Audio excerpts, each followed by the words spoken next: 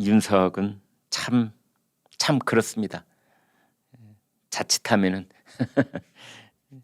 저희들 입에서 막말이 나갈까 싶어서 조심스러운데요. 윤석은 정말 아무리 좋게 봐주려고 아무리 이해를 하려고 해도 끝까지 뭔가를 물고 늘어지는 참 그렇습니다. 그러니까 지금 서울 남부지법에 또 가처분 신청을 냈거든요. 그러니까 권성동 비대위 직무대행에 대해서 다 무효다 이런 가처분 신청을 냈어요. 지난번 주호영 비상대책위원회가 무효고 그 비상대책위원회를 대신한다는 권성동도 무효고 그다음에 지난번에 주호영 비대위원장 시절에 이 선출된 비대위원들도 다 무효고 산무 주호영 비대위도 무효, 권성동 비대위 직무대행도 무효, 비대위원들도 무효 또 냈어요. 결국은 이제 그 이준석 얘기는 국민의힘이 비상 상황이 아니라는 겁니다. 비상 상황이 아니라는 겁니다. 그래서 권성동 직무대행이 비대위원장 직무대행이 아니라 이준석 직무대행으로 일을 해야 되고 그리고 최고위원회 다시 꾸려라. 나는 이준석 나는 내년 1월에 복귀한다. 이제 이것을 지금 끈질기게 이준석은 주장하고 있는 겁니다. 그런데 이 대목에서 이제 답답한 것은 이준석의 성상납 의혹과 증거인멸 교사 혐의에 대한 경찰 수사는 도대체 왜 이렇게 하멍차사 감감무소식인 겁니까? 아니 이 얘기가 빨리 나와야 되는 거 아닙니까? 그게 이번 사태 최초의 원인 제공 그 사건인데요. 그것이 왜 어디로 실종돼 버렸는지 아무 얘기가 없습니다.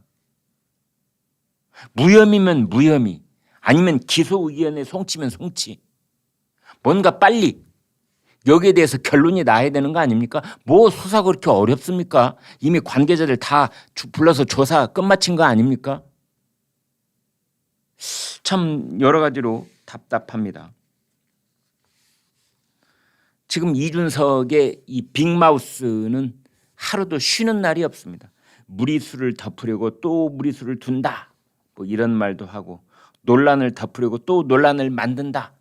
이렇게 윤석열 대통령과 권성동 직무대행과 국민의힘 지도부를 향해서 계속적으로 포를 쏘고 있습니다. 내부 총질이 아니라 내부 폭탄. 하루도 쉬는 날이 없습니다. 이거 어떻게 해야 됩니까? 이 대목에서 이제 국민의힘의 그 윤리위원회 여기도 아마 고심이 깊어갈 것으로 보입니다.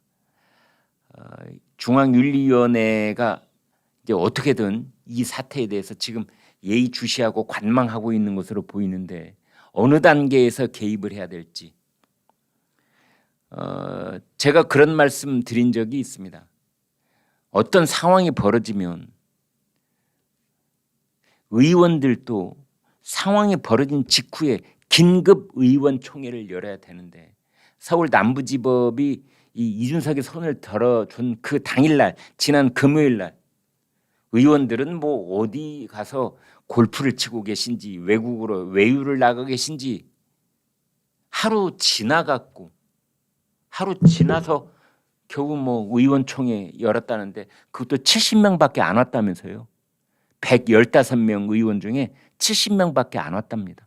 나머지 45명은 어디가 있는 겁니까? 자기하고 관계없다. 아이고 뭐 국민의힘이 어디로 가든 이준석이 어떻게 되든 나는 뭐 국회의원 새벽 꼬박꼬박 나오고 뭐 의원 회관에 가면 내 방 딱 있고 내 차 딱 있고 이 웰빙 정당의 가장 안 좋은 측면의 모습을 적나라하게 드러낸 것 아니냐 이렇게 지적하시는 분들이 많습니다. 이제 저희가 생각할 때는 이 일반 저희 시청자들께 생각할 때는 아니 바로바로 비상 긴급 의원총회도 열려야 되고 그 의원총회 5시간 회의하고 끝났다는데요. 그러지 말고 2박 3일 동안 의총장에서 입을 갖다 놓고 먹고 자는 한이 있더라도 결론을 내야 되는 것 아닙니까? 추기경들께서 교황을 선출할 때 하는 방식인 콘클라베처럼 야 여기도 이래야 되는 것 아니냐. 끝장 토론이라는 게 뭡니까? 끝장. 마지막 결론에 거기에 구성원들이 모두 다 동의할 때까지 토론을 멈추지 않는 것. 이게 끝장 토론 아닙니까? 윤리위원회는 뭐 하는 겁니까? 이렇게 국민의힘의 구성원들이 윤리가 그 바닥까지 깨져버린 상황에 대해서 윤리위원회도 뭐 중립성에 문제가 있다. 이준석을 추가로 징계하기에는 뭐 부담이 크다. 뭐 지금 이러고 있는 것 같은데 아이고 답답합니다.